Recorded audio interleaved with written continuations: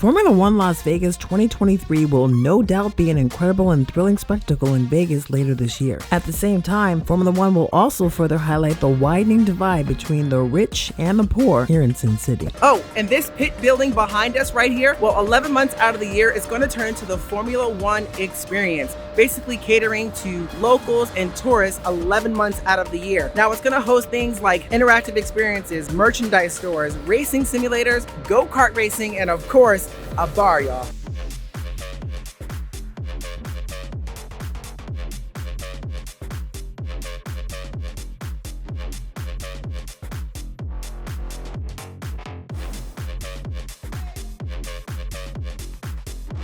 What's up, y'all? It's Tanya and Dave, your Las Vegas locals. Now, let's face it, the world of Formula One has always been synonymous with luxury and glamour. Now, of course, Las Vegas has its share of excess and extravagance, but this race promises to bring an even bigger international wave of celebrities, wealthy enthusiasts, and of course, corporate sponsors. Oh, and for those of you wondering, right behind us is the actual Formula One paddock being built right on East Harmon. So all that construction going on, that noise behind us, yep, that is the Formula One paddock being built right there. Oh, and just to give you an idea of who this event is really catering to, just take a look at the Formula One ticket prices, and that's all you need to know.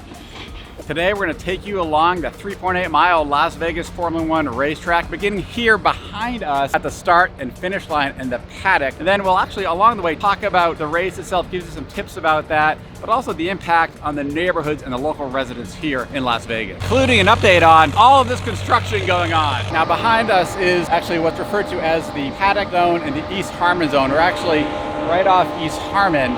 And you can see the massive paddock being built right behind us. It's a huge, huge paddock that actually will be here year round. And then there's grandstands right across from it. So the start and finish line is going to, of course, be between those large row of grandstands and the paddock. And as you can see behind us, the pit building is absolutely huge. It's actually the length of 3 football fields. And believe it or not, this was a former site of a disused car lot.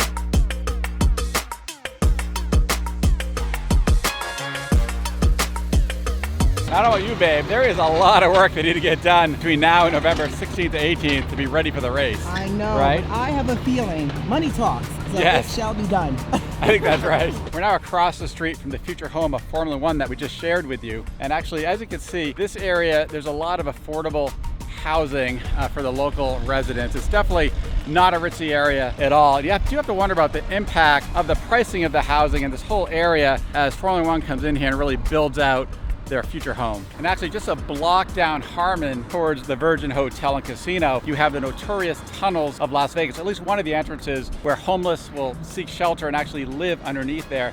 And we hope all this construction here doesn't actually make that problem worse. Oh, and check this out.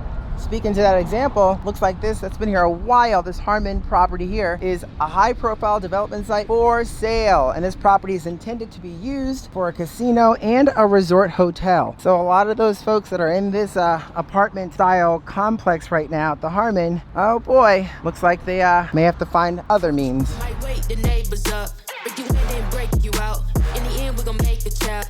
Then we gonna hit the show. Part 2, we don't need no pause.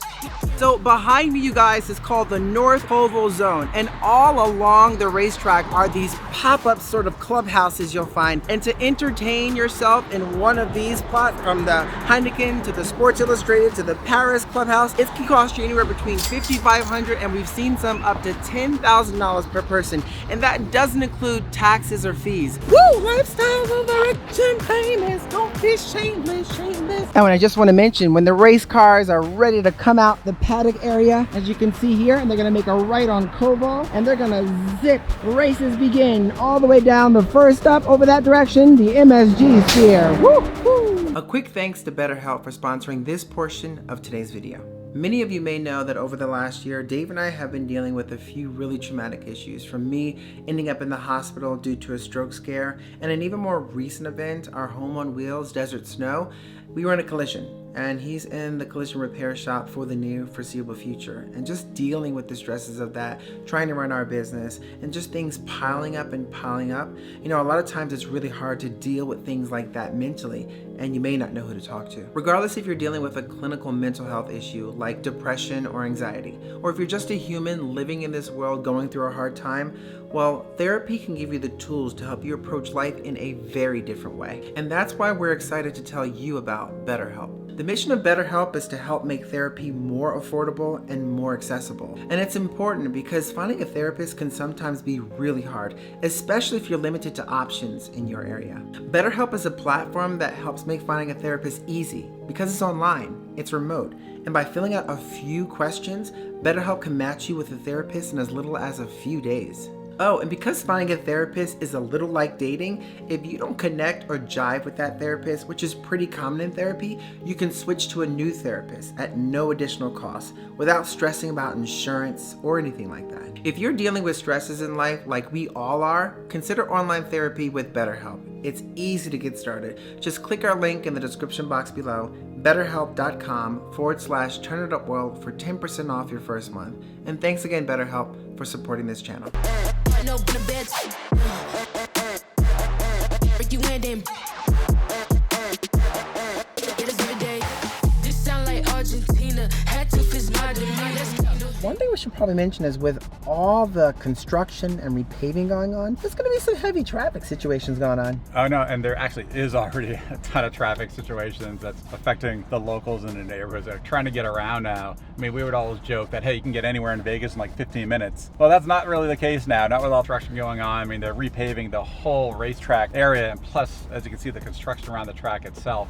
And then let alone race week, right? When they close off the whole area for the race itself, that's going to be some chaos. And after the race cars race down Colville Lane, they're going to take a right here at the MSG Sphere and actually circle around the sphere. And this area is actually called the T-Mobile Zone. They sold tickets for this area, standing room only seats, for $500 per person. I'm not going to say those were the cheapest seats that were sold for the event, and they sold out incredibly quickly. And actually looking behind me, you can see those apartments over there. And you might think, gee, if you live in those apartments, you're going to have an amazing view of the race, but that's not so fast there because you can expect grandstands. Grandstands will line this area right around the track and probably block the view that those apartments could have potentially of the racetrack. Now, we mentioned how the Formula One construction is creating traffic problems all around the area. Now, it's not just Formula One though. The MSG Sphere behind us, when this has been lit up, this got lit up actually July 4th, and ever since then, this has been a major attraction for the tourists and locals alike. And if you come here in the evening, expect a lot of traffic in this area. The brand new track spans just over 3.8 miles long and weaves through famous Las Vegas icons with 17 corners and 3 straights. The back straight along the strip is over half a mile long, with top speeds estimated to be over 212 miles per hour, making it one of the fastest tracks on the Formula One calendar. The race is 50 laps, and the start time,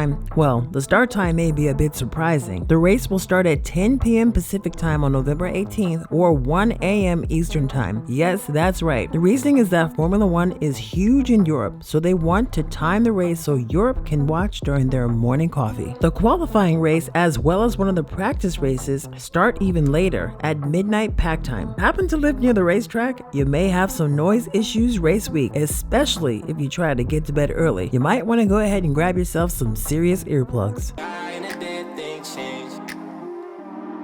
Don't forget where that sauce came from, best remember my name. You take L's once in a while, gotta charge to the game. You gotta charge it to the game. Yeah, yeah. Through these ups and these downs. Welcome to the Las Vegas Strip. Now let me set the stage for you for this portion of Formula One. Now picture this, as the Formula One racers are ripping past the MS Sphere, heading down the track between the Wynn and the Palazzo, banking left on the Las Vegas Strip at Treasure Island. Well, get ready for this, you guys, because they can accumulate speeds up to 212 miles per hour. Why? Because it's one of the longest straightaways for Formula One, if not the longest in the world. And push it, whip it, dip it, as they make that left. Woo! Okay, so I had to catch my breath from that need for speed, but seriously, picture this. Between Treasure Island, TI, and Planet Hollywood, PH, right at East Harmon, just imagine this. All these amazing grandstands here, the one at Mirage, the Venetian, the one at the Bellagio, as the racers are whipping down this straightaway before they make that bank on East Harmon, heading home. So really quick, speaking of pavement, you see all this beautiful black pavement right here on this, well, Formula One had to basically tear up all of the old pavement that you see here to reconstruct one that's Formula One worthy. As a matter of fact, what they had to do was take off the old pavement and even trench down between 5 and 10 inches to put the new pavement. Now, according to Formula One, they're not going to have to update this pavement for another 6 years. But I don't know. They don't know the Vegas drivers like we do. Now, if you are a business owner here in Las Vegas and you want a nice preview of the Formula One race, well, don't expect that to come for free. Good example, let's say you're Omnia, for instance. Well, what they're doing is they're charging $1,500 per person max capacity. So if this is Omnia as an example, you're gonna be paying close to $6 million for a view of the one. And if you don't pay up, well, they're gonna block up.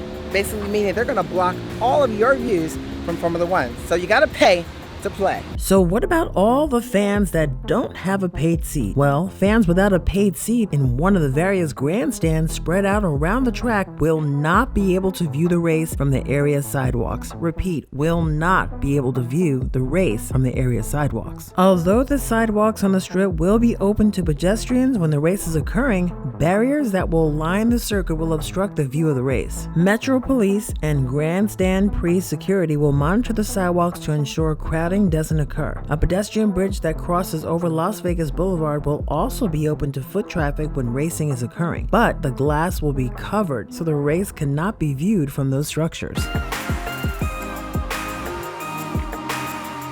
Now, no matter what you think of Formula One in Las Vegas, you have to acknowledge that this construction effort has been absolutely incredible and is absolutely incredible. They have had to negotiate with all the different Las Vegas casinos and resorts on the strip and throughout. They actually went through 31 different layouts between the raceway and all the grandstands and things like that before finalizing on what you're going to see coming up this November. So it's an incredible effort. Now, obviously, there's a lot of work that still needs to be done, but we have no doubt they're going to get it done.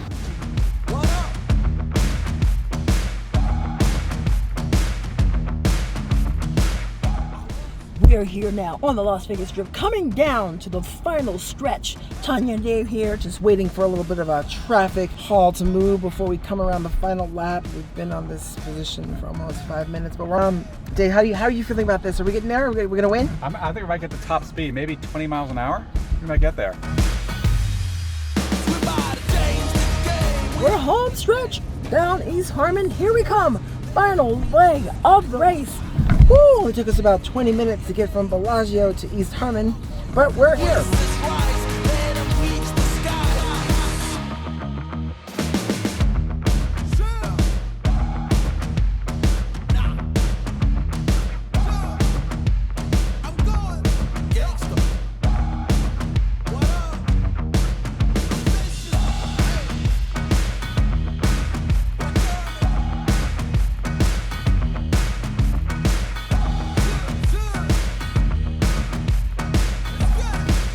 Certainly heard some detractors saying, geez, Formula One in Vegas is crazy. Oh yeah. Right, and it's certainly, listen, it's a huge effort, tons of construction, disruption, the traffic, there'll be a lot of noise during the race day and things like that. And there is displacement, right, for some of the locals. Think about some of the affordable housing that's nearby. It's gonna be an impact on that as well. But overall, still, the area is improving, right? But hey, it's an incredible event happening in Las Vegas, and we know that it's gonna be bringing in those tax dollars for the city, job opportunities, more tourists that are bringing in more money, and we certainly believe it's a good thing for Las Vegas overall, despite its setbacks. As a matter of fact, we've heard projections of $1.2 billion bringing into the city. Well, we hope that does trickle down to some of the folks in the community. Yeah, exactly. And of course, I mean, this year in particular, first year in Vegas, the ticket prices are absolutely bonkers, you know, through the roof. We do hope next year and the year after that prices go down so that a broader segment of the community can actually come and watch Formula One and not just watch it on TV, because right now the prices are just, it's hard for the normal person to afford. Absolutely. A quick question for you. Are you planning to attend Formula One? And let us know why or why not in the comments below. And one last thing, if you're coming to Las Vegas and you want to know the ultimate guide for first timers, well, click that video right here. Somewhere on the screen, somewhere. Well, wait a second. All right, y'all, and we'll see you in the next one.